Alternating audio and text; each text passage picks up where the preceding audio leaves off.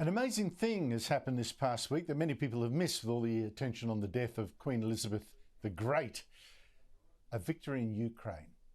A victory in Ukraine that's much more important, and also happier news, much more important to the safety of the world than the peaceful transfer of the British crown to King Charles. And it's something that too many of our so-called experts never predicted after Russia invaded Ukraine.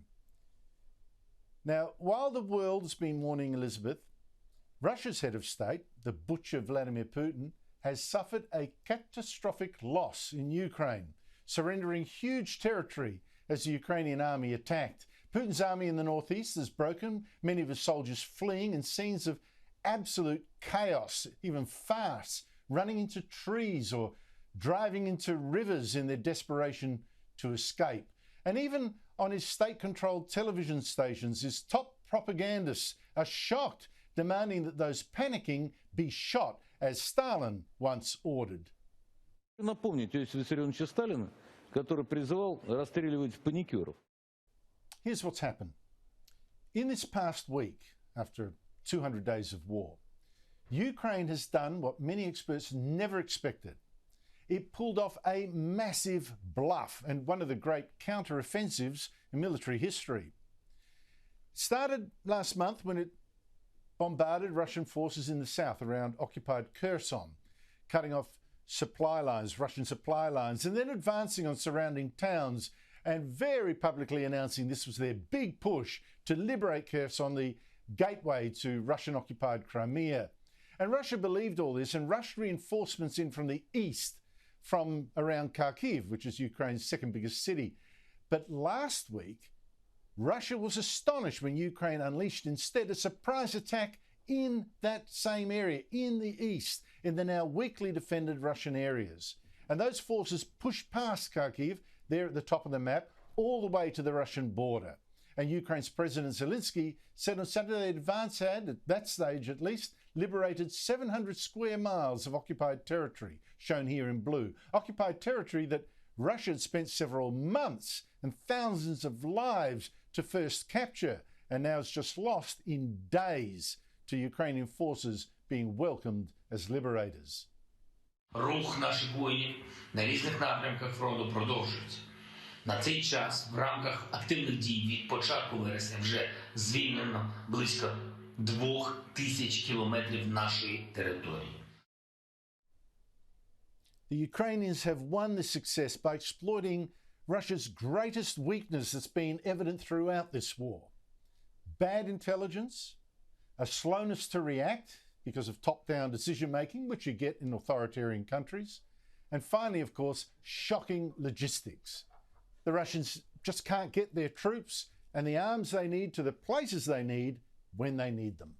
And the Russian command was forced to publicly admit to this disaster, although preferring to say their army had not retreated exactly, but regrouped.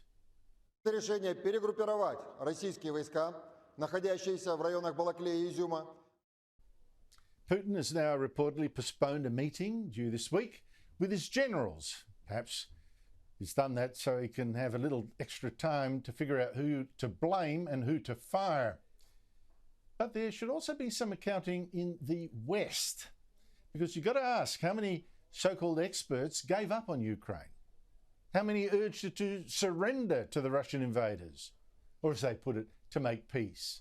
The Ukrainians couldn't win and they should make the best of a bad lot. I mean, you had the fly-in instant experts who even just a couple of weeks ago claimed that Putin was winning in Ukraine.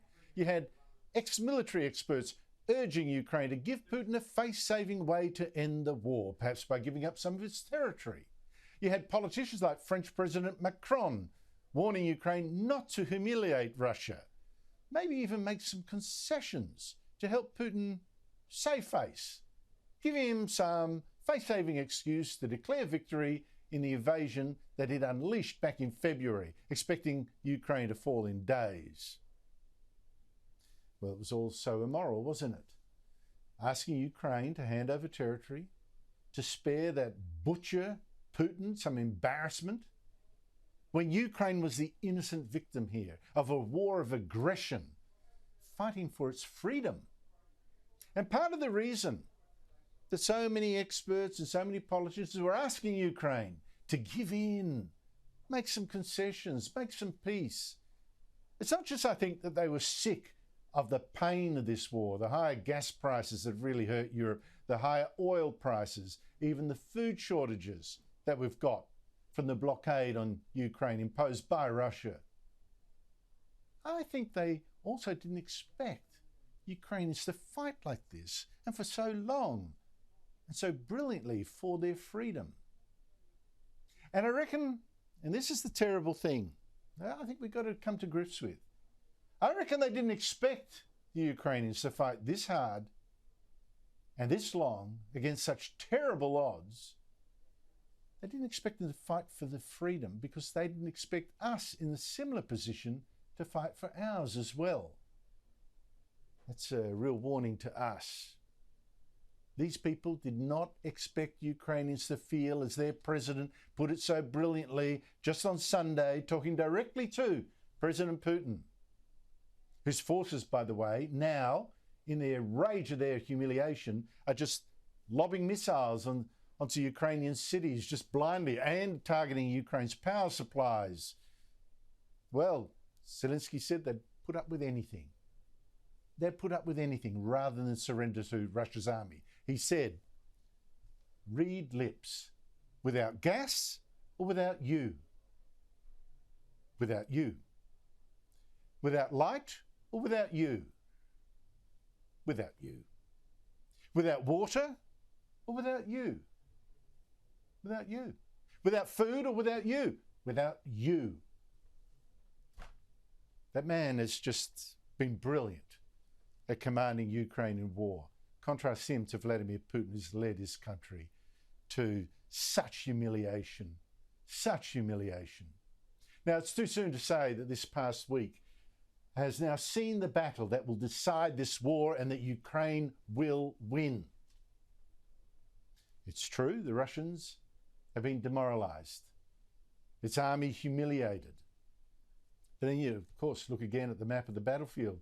All that stuff in red is still Ukrainian territory, occupied by the Russian army. Ukraine wants it back, and Russia still has a lot of men it can send to the mincemeat slaughterhouse front to just be cannon fodder.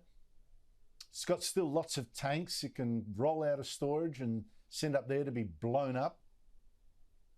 But for the first time, we are seeing that dream that Ukraine had from the start of victory, of pushing the Russian invaders completely out, is not impossible.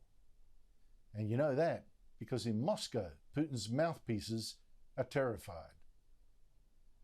Now, Russia, before this war, was thought to have the world's second or third strongest army. It's now seeing that army's reputation destroyed in Ukraine, along with Russia's reputation abroad. And meanwhile, international sanctions are bringing Russia to its knees. And you have to wonder now, how much longer before the Russian people or the Russian army turn on their president? This president who led their country into this total disaster. Then I hope we can say, Vale Vladimir Putin. But for Putin, the world will not mourn.